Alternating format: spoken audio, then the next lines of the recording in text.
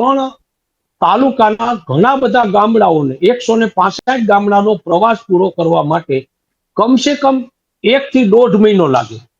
એટલે જે પેલો ઉમેદવાર જાહેર કરે ને એને માટે શરૂઆતમાં એના સંપર્કોને કારણે એ ઉમેદવાર માટે એની તરફેણમાં વાતાવરણ થઈ જવાની શક્યતા વધી જાય.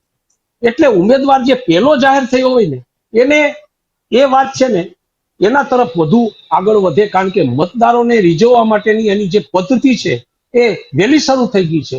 એટલે ગોપાલભાઈ એક તો જાતે વકીલ છે, એને ચૂંટણી લડવાનો અનુભવ છે, અને બીજું કે વિસાવદર વિસ્તારના લોકો સાથે એને અહીં ચૂંટણી લડવાની છે એમ માનીને ઘણા વખતથી સંપર્કો શરૂ કરી દીધા હતા.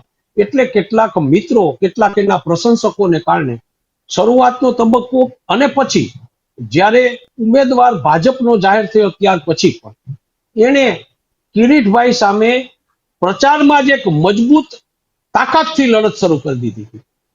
એટલે અસર તો પડે, પેલા ઉમેદવાર જે જાહેર થાય એને માટે જીતવાના ચાન્સીસ વધી જતા હોય એવું મારું માનવું છે.